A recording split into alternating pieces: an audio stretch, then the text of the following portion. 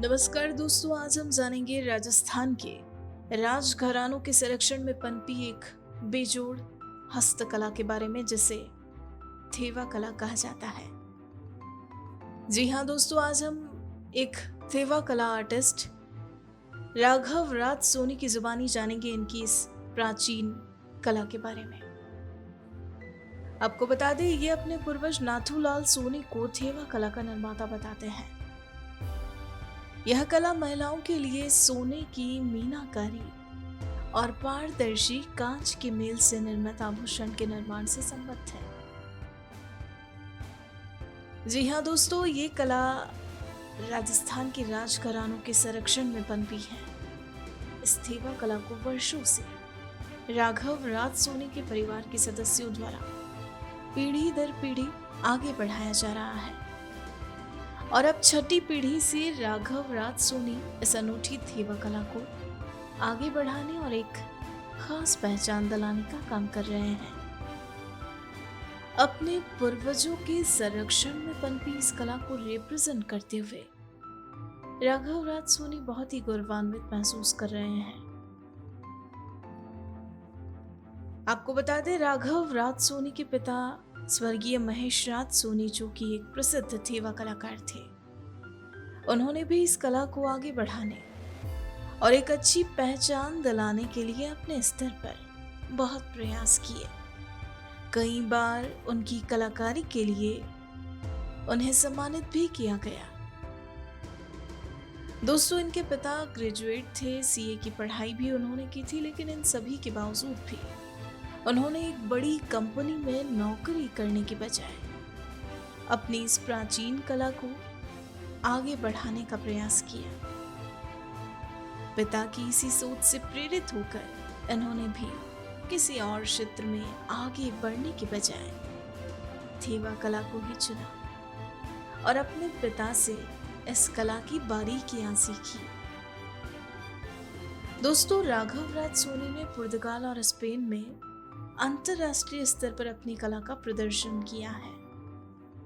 आपको बता दें, इनकी कलाकृति art of Thewa by Raghav नाम से सोशल मीडिया प्लेटफॉर्म पर उपलब्ध है, जिसके बारे में और अधिक जानकारी देने के लिए अब आइए हम सीधा इन्हीं से मुलाकात करते हैं और सुनते हैं इनकी ये खूबसूरत कहानी, सिर्फ और सिर्फ इनकी अपनी जुबानी।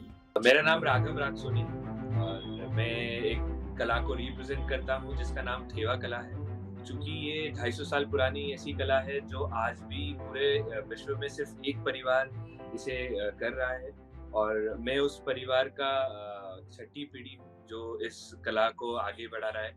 मैं बहुत ही गौरवान्वित महसूस करता हूँ जब मैं किसी को भी ये बात बताता हूँ कि मुझे मौका मिला है कि मैं इस परिवार को, इस कला को रिप्रेजेंट कर सकूँ। और आज जब भी मैं हमारे पूर्वजों की द्वारा किया हुआ काम देखता हूँ, तो मुझे बहुत ही अच्छा महसूस होता है कि किस तरह से वो उनका डेडिकेशन इसमें डालते थे, एक परिवार की सारी खूबियाँ इसमें डालते थे कि कैसे ये पीढ़ी दर पीढ़ी ये कला आगे जाती जाए। तो आर्ट ऑफ थेवा इस कला का नाम है और यही मेरी पहचान है, मेरा ब्रांड नेम है जिससे मैं रिप्रेजेंट करता हूँ। और मेरे पिताजी जो कि लेट श्री महेश राज सोनी जिनका नाम था, उन्होंने इस कला को आगे बढ़ाने के लिए, इस कला को एक अच्छी पहुँच दिलाने के लिए बहुत मेहनत करी।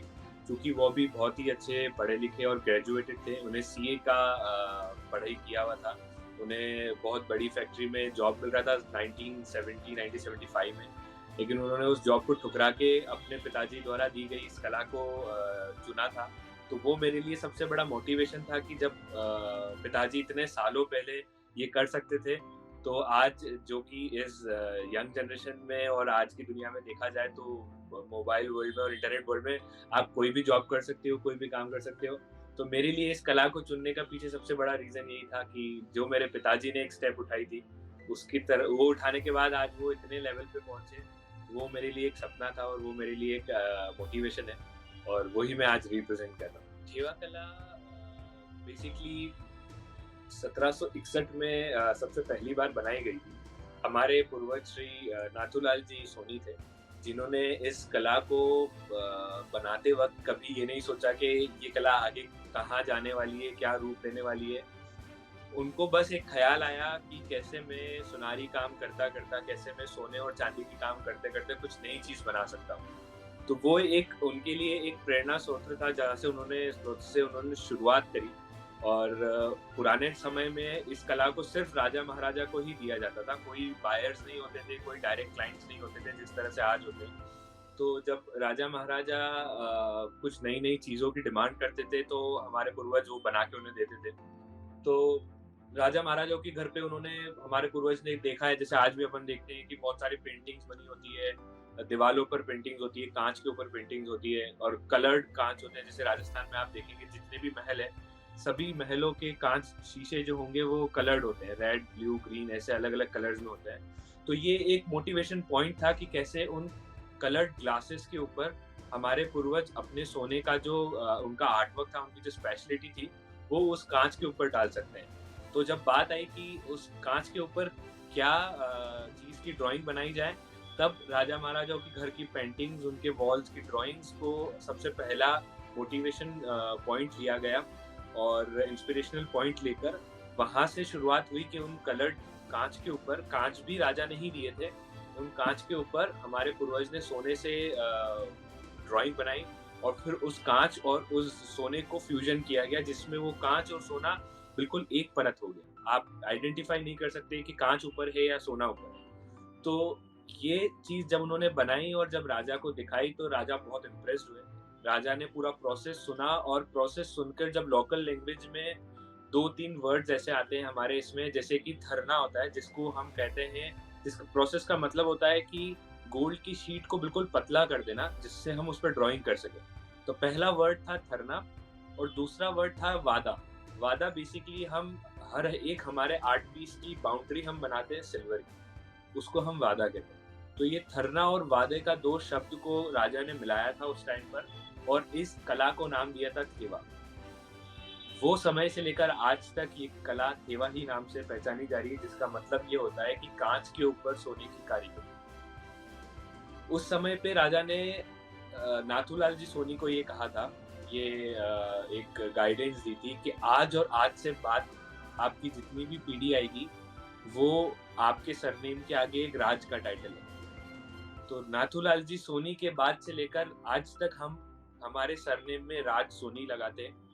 तो मेरे दादाजी श्री रामविलास जी राज सोनी थे, पापा का नाम महेश राज सोनी था और आज मेरा नाम राघव राज सोनी है। तो ये हमें जो टाइटल मिला है, ये उनके इन्वेंशन की वजह से मिला है, जो कि हम आज तक चला रहे हैं और हम बहुत खुशनसीब हैं कि हम इस कला को अपने तरीके से आज के जनरेशन के हिसाब से डेवलप कर पा रहे हैं। हमें वो फ्रीडम दी गई है हमारे पेरेंट्स के द्वारा, हमारे ग्रैंड पेरेंट्स के द्वारा, कि हर एक नई जनरेशन कुछ ना कुछ नया लाए इस कला में। तो जैसे मेरे दादाजी पुरानी इयररिंग्स बनाते थे, नथ बनाते थे, शीश पट्टी बनाते थे, डिब्बियाँ बनाते थे, जो कि राजा महाराजा गिफ्टिंग में यूज़ लेते थे। फिर मेरे पापा नेकलेस सेट्स बनाने लगे, पेंडेंट, स्मॉल पेंडेंट्स बनाने लगे। उसके बाद जब मैंने पापा से ये कला सीखी, मुझे ये काम करते-करते आज 7 साल हो गए। मैं 2015 से ये काम कर रहा हूँ। जब मैं कुछ 18 साल का था, 18-19 साल का था और मैंने ये कला मेरे पापा से सीखी थी और हमें सीखने का मौका मिलता था हमारी स्कूल की गर्मियों की छुट्टियों में।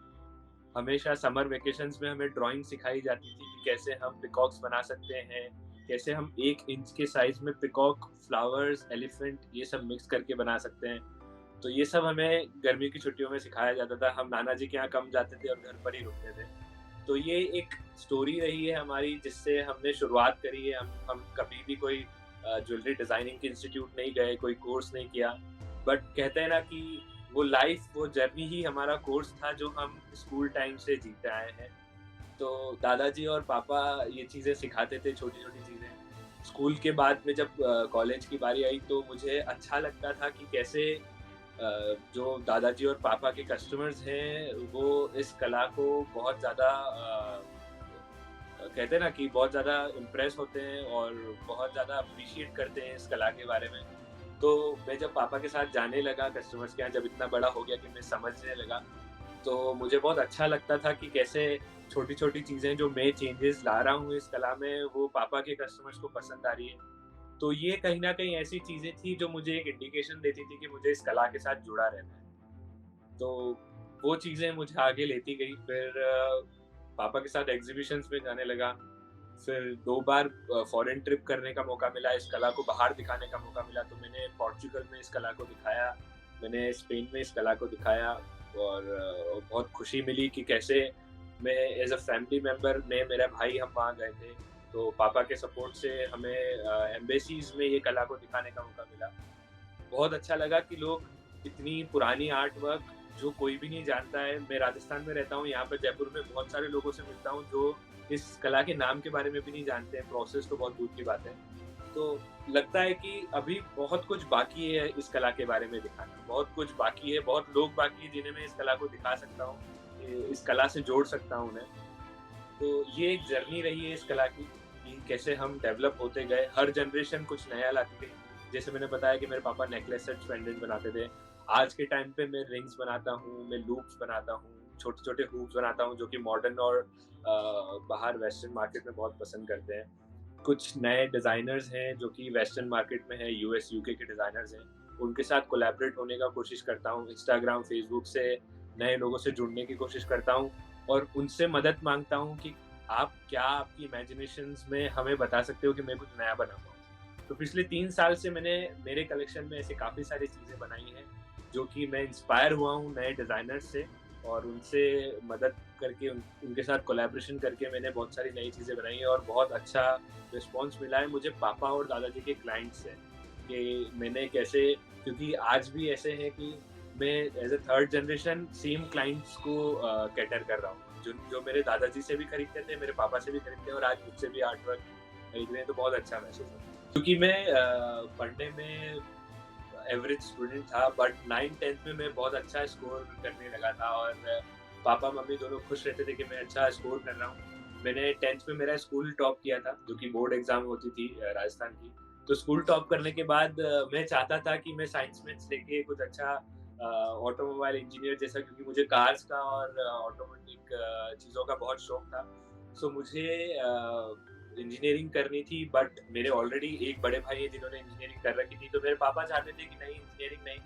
सो उन्हें भी कहीं न कहीं वो एक होता है ना कि आपके पेरेंट्स जानते हैं कि आप कहाँ तक जाने वाले हैं।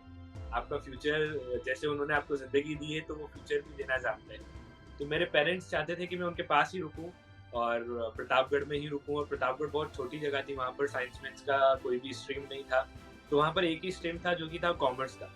तो मेरे पापा चाहते थे कि अब तू कॉमर्स कर, बिज़नेस का थोड़ा बहुत आइडिया रहेगा, इस कला को कैसे बिज़नेस बना सकते हैं, कैसे लोगों तक पहुँचा सकते हैं, क्योंकि कहीं न कहीं आप एक कला कर रहे हो और उस आर्ट वर्क को आपको एक बिज़नेस बनाना है, तभी वो पूरे विश्व तक पहुँच पाएगी।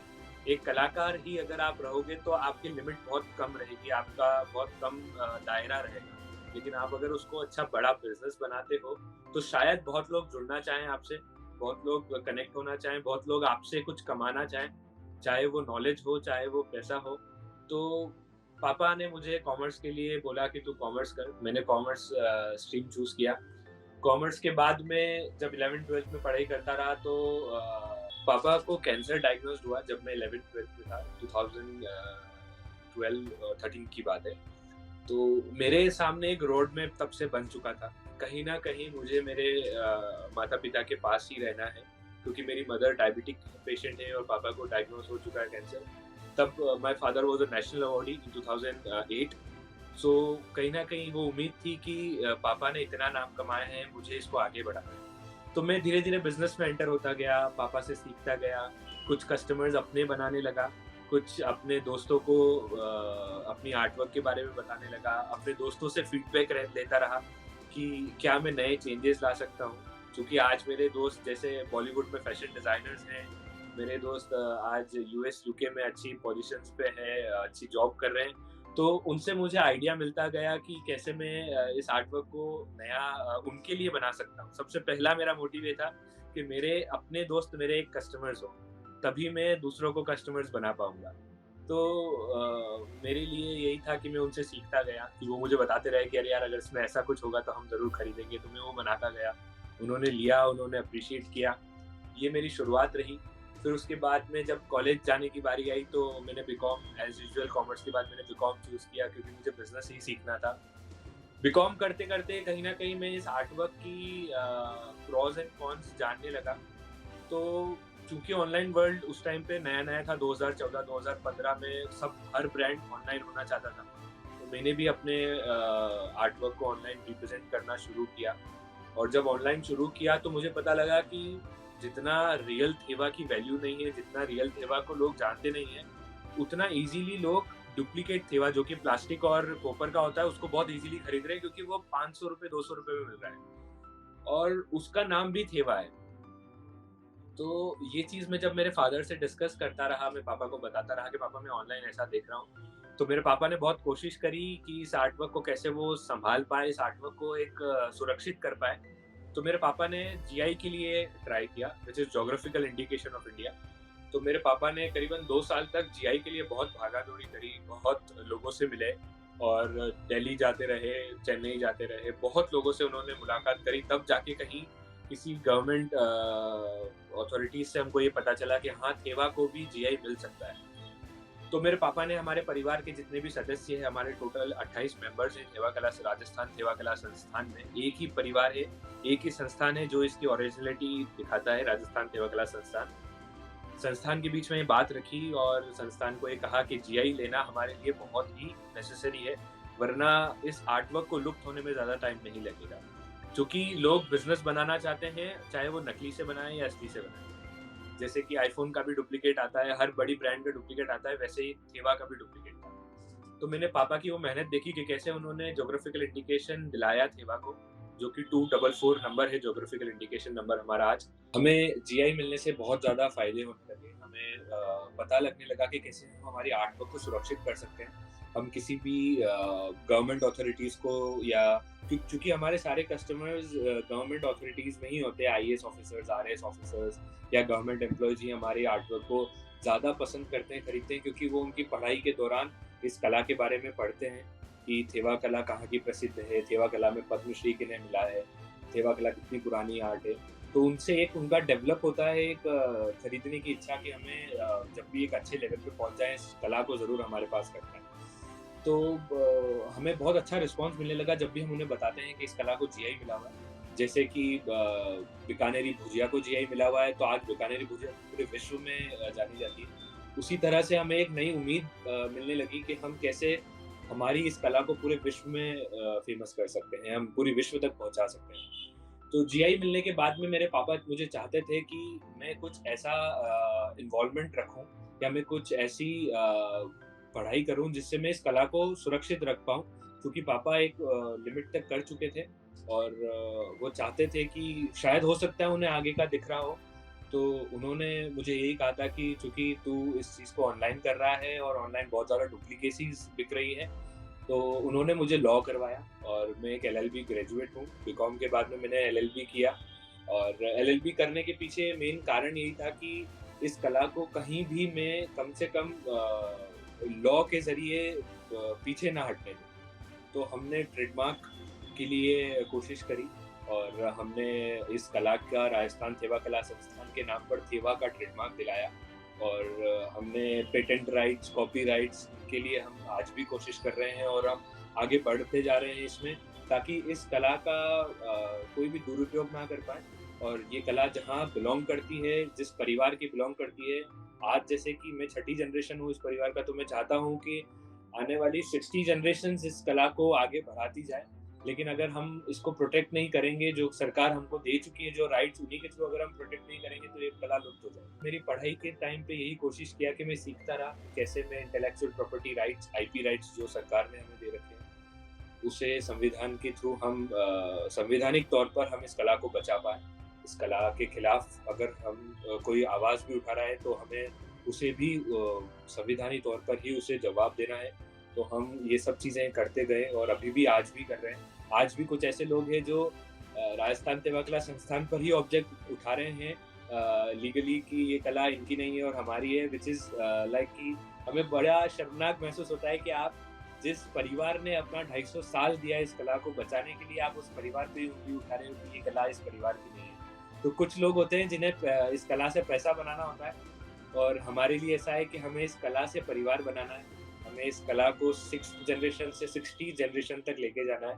तो ये हमारा सपना है और इसी पे हम आज भी काम कर रहे हैं। सेवा कला को करने के लिए सबसे पहले हमारा एक इंस्पिरेशन डिसाइड होना चाहिए कि हमें किस आर्ट वर्क को डिपिक्ट करना है हमारी कला में।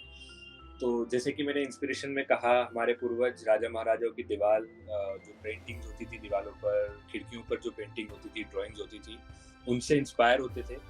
तो सबसे पहले हमें हमारी ड्राइंग्स डिसाइड करनी है कि हमें क्या ड्रॉ करना है। सेकंड चीज़ आती है कि हमें बेल्जियम ग्लास की ज़रूरत होती है, कि एक मोल्टन सॉफ्ट ग्लास आता है, कलर्ड बेल्जियम ग्लास, हम उसका यूज़ करते हैं। फिर हम सोने की एक बहुत ही पतली शीट बनाते हैं, जो कि 24 कैरेट प्योर गोल्ड होता है, उसकी हम शीट बनाते हैं। उस सोने की शीट को हम हमारे टेबल पर ग्लास के पीस पे लगाकर और चपड़ी में लगाकर हम उस पे कार्विंग करते हैं। हम उस पे ड्राइंग्स बनाते हैं। हमें जो भी फिगर देना है, हमें चाहे वो फ्लोरल मोटिव्स हो, चाहे वो एलिफेंट मोटिव्स हो, चाहे वो पिकॉक मोटिव्स हो, हम उन मोटिव्स को ड्रॉ करते हैं उस गोल्ड की शीट के ऊपर। उस गोल्ड की शीट के ऊपर ड्रॉ करने के बाद में हम उस गोल्ड की शीट को ग्लास के साथ में फ्यूजन करते हैं। सेम चीज़ ग्लास पे इम्प्रिंट होती है, खुदाई होती है ग्लास के ऊपर और फिर ग्लास के साथ में हम उसे इम्प्रिंट करते हैं। इम्प्रिंट करने का जो प्रोसेस होता है हमारा, विच इज़ कि कैसे कांच और सोना एक परत बन चुका है, वो प्रोसेस 250 साल से आज तक सीक्रेट प्रोसेस है।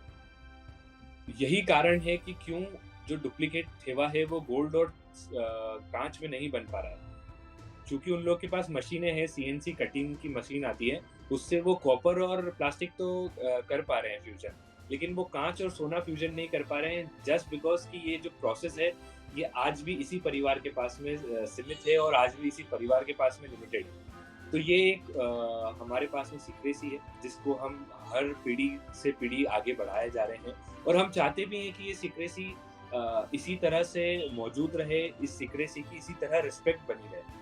नहीं तो इस कला को बाहर जाने में और इस कला का निजीकरण होने में समय नहीं लगेगा। पैसे वाले इंडस्ट्रियलिस्ट बहुत सारे बैठे हैं, लेकिन कलाकार बहुत कम बैठे हैं जो इस कला को एज ए कला करना चाहते हैं। तो वो फ्यूजन प्रोसेस होने के बाद में हमारे सामने एक पीस आता है जिसे हम ग्लास आर्ट पीस कहते हैं। वो ग्लास आर्ट पीस पे गोल्ड का आर्ट वर्क हो चुका होता है और उसको हमें लास्ट में सिर्फ शेप देना होता है, जैसे कि राउंड शेप हुआ, स्क्वायर शेप हुआ, डायमंड शेप हुआ या रेक्टेंगल शेप हुआ, ऐसे अलग अलग शेप हम देते हैं। शेप देने के बाद में हम इसका फ्रेमिंग डिसाइड करते हैं। यदि कस्टमर का बजट कम है, उन्हें एक इकोनॉमिकल ज्वेलरी रेंज में जाना है, तो हम उस ग्लास आर्ट पीस के पीछे का जो फ्रेमिंग होता है उसे हम चांदी में बनाते हैं और गोल्ड की प्लेटिंग कर देते हैं। 1 माइक्रोन गोल्ड की प्लेटिंग हो जाती है, जो कि 4-5 साल बहुत आसानी से चल जाती है। तो वो माइक्रोन गोल्ड प्लेटिंग करने के बाद में हमारा पीस रेडी हो जाता है और हम उस पीस को फिट कर देते हैं, ग्लास पीस को उस फ्रेमिंग के अंदर। फिर उसके बाद वो रेडी टू वियर पीस है, चाहे आप उसमें बीड्स लगवा लीजिए, चाहे आप उसमें पर्ल्स लगवा लीजिए, वो कस्टमर्स की चॉइस के ऊपर है, अपने अपने डिज़ाइन के ऊपर। सेम पैटर्न अगर कस्टमर चाहते हैं कि वो गोल्ड में इन्वेस्ट करना चाहते हैं, वो चाहते हैं कि हमें गोल्ड का ही चाहिए पूरा, तो जो पीछे का फ्रेमिंग है जो हमें अभी हमने सिल्वर में बनाया है, वो सेम हम प्योर गोल्ड 22 कैरेट गोल्ड में भी बना देते हैं। तो पूरा गोल्ड की ज्वेलरी बन जाती है। चूंकि उसका बजट थोड़ा आगे बढ़ जाता है, 50,000 प्लस ही बनती है सारी ज्वेलरी। 10 ग्राम से नीचे बहुत मुश्किल होता है कोई आर्ट पीस बनना, तो वो एक हाई एंड ज्वेलरी में आ जाता है। फिर वो सिर्फ कस्टमर्स के ऑर्डर्स पर ही हम गोल्ड की ज्वेलरी, पूरा गोल्ड की ज्वेलरी बनाते हैं। अदरवाइज हमारा कंसेप्ट यही होता है कि ऊपर की तरफ जो कांच के ऊपर दिख रहा है वो प्योर गोल्ड है, जो कि हम 24 कैरेट गोल्ड को यूज़ करते हैं, 23 कैरेट उसको बनाते हैं और फिर उसकी ड्राइंग करते हैं और पीछे की तरफ चांदी पे गोल्ड प्लेटेड रहता है, जब जिससे ये एक इकोनॉमिकल रेंज में सभी के लिए बनने वाली ज्वेलरी में आ जाए। तो स्टार्टिंग रेंज हमारा 2,500, 3,000, 4,000 से स्टार्टिंग होता है, जो कि 1 लाख 2 लाख तक आराम से जाता है। मेंटल पीस की अगर बात करें तो चूंकि हमारा आर्टवर्क एक ऐसा आर्टवर्क है जिसमें हम क्या सोच रहे हैं, हम किस मेंटल स्टेट से गुजर रहे हैं, वो हमारी कला में दिखता है। आप अगर टेंशन में हैं, आप अगर वरिड हैं और आपसे अगर कोई कहे कि आप ड्रॉ करिए, तो टेंशन से रिलेटेड चीज़ें, वरीनेस से रिलेटेड चीज़ें और तनावपूर्ण चीज़ें ही आपके दिमाग में आएगी कि आप क्या ड्रॉ करेंगे। आप कोई भी खुशनुमा चीज़ नहीं बना पाएंगे। तो बहुत ज़रूरी होता है कि हम जब काम पे बैठ रहे हैं तो हम दुनिया की सारी चीज़ें भूल के और हमारा 100% डेडिकेशन इस काम को दें। बट कहना आसान होता है और जब करने बैठते हैं तो वो चीज़ें दिमाग में ही रहती है, आप वो नहीं कर पाते हो प्रैक्टिकली अनटिल अनलेस कि आपको 20-25 साल 30 साल का एक्सपीरियंस हो। तो अभी मैं जैसे यंग एज में हूँ और मैं जब 21 साल का था जब मेरे पिताजी गुजर गए 2019 में। पापा को 2015 में पद्मश्री मिला, जब वो cancer as a cancer survivor थे, उन्हें 2015 में पद्मश्री मिला। तो उन्हें पद्मश्री जब मिला तब हमें बहुत अच्छे से याद है कि जब वो दिल्ली जाते थे पद्मश्री की फाइल के लिए, गवर्नमेंट रिप्रेजेंटेटिव्स के पास में अपनी फाइल, अपनी आर्टवर्क को दिखाने के लिए, तब उनकी कीमोथेरेपी चलती थी। कीमोथेरेपी में अगर आप हमें पता है तो कोई भी स्किन का कोई भी हेयर्स नहीं रहता है, चाहे वो कहीं पर भी हो, आईब्रोज हैं, हेयर्स हैं, मुस्टैच है, सभी बॉडी के सारे हेयर्स रिमूव हो जाते हैं कीमोथेरेपी की हीट की वजह से। उस हालत में अगर हम किसी नॉर्मल पेशेंट को देखें तो वो होम रिडन हो जाते हैं, उन्हें अच्छा लगता है कि मैं घर के अंदर हूँ, एक रूम में बंद रहूँ, मुझे ऐसी हालत में बाहर नहीं जाना।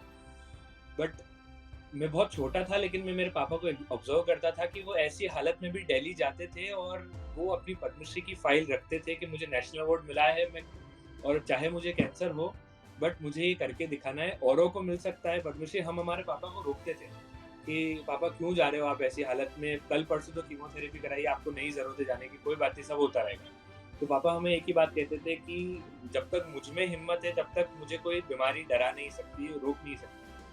तो वो जाते रहे, ऐसी हालत में भी जाते रहे, हम उन्हें टोकते थे कि नहीं मिलेगा पापा, ये बहुत बड़ी चीज़ है। तो पापा हमें समझाते थे कि अगर उस इंसान को मिल सकता है तो मुझे क्यों नहीं मिल सकता। मैंने भी अपनी ज़िंदगी में हर एक चीज़ करने की कोशिश करी है, हर एक मोमेंट पे इस कला को अपनी ज़िंदगी देने की कोशिश करी है। तो वो एक सपना था, वो एक जज़्बा था जो उनका देखा मैंने ऐसी मुश्किल भरी हालत में भी। अगर इतनी बड़ी किसी को बीमारी होती है तो वो बिस्तर पे चले जाते हैं कि ठीक है अब हमको जैसे भी होके ठीक होना है, पर अभी बाहर नहीं जाता है। बट पापा बाहर जाते रहे, लोगों से मिलते रहे, उन्होंने कभी एक बीमारी को शर्म नहीं बनाया और उस बीमारी से और हिम्मत ही बनाई है। तो वो एक मोटिवेशन है जो हमेशा मेरी मेंटल स्टेट चाहे कैसी भी हो, चाहे वो घर से हो, चाहे वो फैमिली से हो, फ्रेंड्स से हो, चाहे काम से रिलेटेड हो, कोई भी स्ट्रेस हो, मुझे सबसे पहला वही याद आता है कि मेरे पापा ने इतनी इतनी बड़ी बीमारी को भी हरा के और एक जीत बनाया है, तो वो मुझे दिखता है।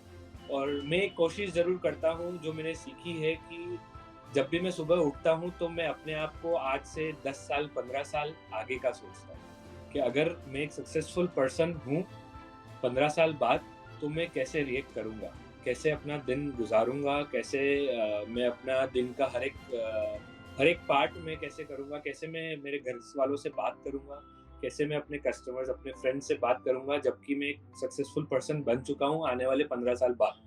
तो मेरा हर एक दिन का सुबह जो होता है वो इसी से शुरुआत होता है और वो कहीं न कहीं दिन भर रहता है। तो जब भी कोई टेंशन आती है, जब भी कोई प्रॉब्लम आती है, तो मैं अपने आप को वैसे ही सोचता हूँ कि अगर हो सकता है ये प्रॉब्लम 15 साल बाद भी आए, या हो सकता है जब मैं सक्सेसफुल हो जाऊँ तब भी ये प्रॉब्लम आए, तो मुझे उसी तरह से रिएक्ट करना है जब मैं 15 साल बाद करूँ। मोटिवेशन देती है और हैप्पीनेस भी देती है कि मैं अपने काम पे जब हूँ तब मैं अपने आस-पास के माहौल को खुश रख पा रहा हूँ और अच्छा रख पा रहा हूँ। और सबसे बेस्ट चीज़ जो मुझे लगती है कि इस समय में, इन सब समय में आपके पास एक दोस्त होना बहुत ज़रूरी है। तो एक दोस्त जो सबसे ख़ास होगा वो आपको आपकी गलतियाँ भी बताएगा और आपके अच्छे करने पर वो आपको चाहे बहुत सारा एप्रिसिएशन ना दे, लेकिन सबसे ज़्यादा खुशी आपको उसी के चेहरे पे दिखेगी। तो वो मैं खुशनसीब हूँ कि मुझे काफ़ी सारे मिले हैं और कुछ ख़ास भी मिले हैं। तो उनकी वज़ह से बहुत आगे बढ़ने का मौका मिला है और जब कभी परेशानी होती है तो उनके साथ शेयर कर देता हूँ, लगता है कि परेशानी चली गई और वापस से काम पे लग जाता हूँ। मुझे ऐसा लगता है कि कहीं न कहीं आपको जब आप किसी भी काम में आगे बढ़ रहे हो और अगर जैसे कहते हैं ना हर इंसान के लिए कोई ना कोई एक काम उसके लिए ऐसा बना है जिसमें वो 100% सक्सेसफुल होगा। तो वो जो रास्ता होता है चाहे वो मुश्किल हो बट उस रास्ते में आपको ऐसे काफ़ी लोग मिलेंगे जो आपको इंडिकेशंस देते रहेंगे कि हाँ, आप सही रास्ते में हो, हाँ, आप सही कर रहे हो। तो ये कुछ इंडिकेशंस थे जो मुझे मेरे पापा के कस्टमर्स से मिलते थे। जब भी मैं मेरे पापा के कस्टमर्स के साथ में आज जब मैं उनको अपना आर्टवर्क देता हूँ या वो सामने से मुझे कहते हैं कि हमें ये पीस चाहिए, वो आर्टवर्क चाहिए, ये नेकलेस चाहिए, ये ईयरिंग चाहिए, और जब मैं उनसे बातचीत करता हूँ, उन्हें देता हूँ, तो वो मुझे एक चीज़ कहते हैं कि राघव याद रखना आपके पापा बहुत हम्बल इंसान हैं। वो चाहे दुनिया के भारत के चौथे सबसे बड़े अवार्ड के विजेता रहे हैं, उन्होंने पद्मश्री अवार्ड जितना बड़ा पुरस्कार प्राप्त किया है। लेकिन वो पुरस्कार प्राप्त करने के बाद भी जब वो हमारे पास में घर-घर आते थे और हमारे को उनका आर्टवर्क देते थे, कभी उनके चेहरे से, कभी उनके हाव-भाव से ये नहीं लगा कि एक महेश जी 2015 के पहले वाले थे और एक महेश जी पद्मश्री मिलने के बाद वाले हैं। हमें हमेशा वो बिल्कुल पानी के जैसे रहे और बहुत हम्बल रहे। तो आज हम आपको ये बात इसलिए बता रहे हैं राघव, क्योंकि हमें कहीं न कहीं वो चीज़ आप में दिखती है कि आप बहुत ही हम्बल इंसान हैं। और ये चीज़ मैंने मेरे पापा से सीखी है कि वो बहुत हम्बल रहते थे। उन्हें मैंने जो उनका एक जीवन का मतलब कहें कि समरी अगर मैं उनके जीवन की कहूँ, तो मेरे लिए उनके जीवन की समरी को मैंने मंत्र बना रखा है, वो ये कि आप चाहे कितने भी ऊपर पहुँच जाइए, लेकिन आपका परिवार, आपका आस-पास, आपके दोस्त और आपके कस्टमर्स, आपके क्लाइंट्स, आपका अच्छा चाहने वालों से ही अगर आप अच्छे से बात करते हो, आप हम्बल रहते हो, तो ये लोग आपको बहुत आगे बढ़ा देंगे। आप इतने आगे बढ़ जाओगे, चाहे इनका आशीर्वाद हो, चाहे इनकी अच्छी-बुरी चीज़ें हों, लेकिन आप हम्बल रहिए। क्योंकि कहीं न कहीं आप कहते हैं ना कि सबसे पहले आप खुद का ध्यान रखो। आप खुद से बहुत अच्छे से बात करो, आप खुद से बहुत ही प्यार से, बहुत ही लहज़े से बात करो, लेकिन आप औरों से और ज़्यादा अच्छे से बात करो और ज़्यादा लहज़े से बात करो, तो आप एक अलग ही इंसान निखर के आओगे और जो फ्यूचर आपका वेट कर रहा होगा, इस चीज़ को कंसिस्टेंट करने के बाद में, वो अनइमेजिनेबल होगा। आप सोच भी नहीं सकते। गुस्सा करना और चीज़ों से इरिटेट होना बहुत मामूली और आम बात है, जो कि हर इंसान कर सकता है। लेकिन हर एक बुरी परिस्थिति में भी हम्बल रहना और अच्छे का इंतज़ार करना कि शायद ये पल भी निकल जाएगा, लेकिन अच्छा आने वाला है, वो शायद मेरा मूल मंत्र रहा है और रहेगा। मेरा नाम राघव राज सोनी है और मुझे आज बहुत अच्छा लगा इस टीम से बात कर अपनी ज़िंदगी का एक छोटा-सा हिस्सा सुनाकर, क्योंकि ज़िंदगी बहुत लंबी है और बहुत कुछ बाकी है अभी। तो बहुत अच्छा लगा कि कैसे मैं अपने ज़िंदगी के इस छोटे से पार्ट को, एक स्टोरी को आपको बता सकता हूँ। और चूँकि मेरी ये स्टोरी, मेरी ये ज़िंदगी ही मेरी कला है, तो मेरी कला को अगर आप देखना चाहते हैं, तो art of Thewa by Raghav के नाम से मेरा इंस्टाग्राम, फेसबुक और मेरी वेबसाइट है, artoftheva.in के नाम से। आप कभी भी जाइए और मेरी कला को देखिए और उसकी बारीकियों को देखिए। और अगर आप मुझसे पर्सनली कभी भी मिलना चाहते हैं, मुझे इस कला को करते हुए देखना चाहते हैं, तो आप प्रतापगढ़ में भी आ सकते हैं, जहाँ हमारा पुश्तैनी घर है। और मैं जयपुर में रिप्रेज़ेंट करता हूँ चौड़ा रास्ते में। हमारा जो पिंक सिटी का मेन एरिया है, वहीं पर मैं रिप्रेज़ेंट करता हूँ। चौड़ा रास्ते में एसबीआई बैंक के सामने मेरा स्टूडियो है, art of Thewa by Raghav के नाम से। पिताजी की लाइफ स्टोरी जर्नी के ऊपर मैंने इस स्टूडियो को डेवलप किया है। स्टूडियो पे उनकी छोटी-छोटी चीज़ों को रखा है। तो वो एक ऑरा है, वो एक एनवायरनमेंट है जिसको मैं क्रिएट करके आज नई चीज़ें बना रहा हूँ। और जिस भी दिन आप जयपुर आएँ, ज़रूर पधारिए, मुझे बहुत अच्छा लगेगा। And thank you so much मेरी इस स्टोरी को टाइम देने के लिए, मेरी इस स्टोरी को सुनने के लिए और सबसे स्पेशली इस कला को टाइम देने के लिए और इस कला को अपने जीवन का एक हिस्सा बनाने के लिए। धन्यवाद। दोस्तों, ये थी एक थेवा कला आर्टिस्ट राघव राज सोनी की जिंदगी की कहानी, जिसे आप सभी ने सुना। ऐसी ही प्रेरक कहानियां रोजाना सुनने के लिए हमारा चैनल सब्सक्राइब करें और बेल आइकन जरूर दबाएं। साथ ही साथ इसे लाइक, कमेंट और शेयर करना ना भूलें। दोस्तों, अब आप भी बन जाइए भारत की प्रोफेशनल कम्युनिटी की आवाज और सुनाओ अपनी कहानी, बनाओ अपनी पहचान की इस मुहिम से जुड़कर। अपने जीवन के अनुभवों, करियर यात्रा, अपने उत्पादों एवं सेवाओं के पीछे की वास्तविक कहानी से देशवासियों को प्रेरित करें और अपनी एक नई पहचान बनाएं। Tell your story, inspire and build your brand with the power of video. जय हिंद, जय भारत।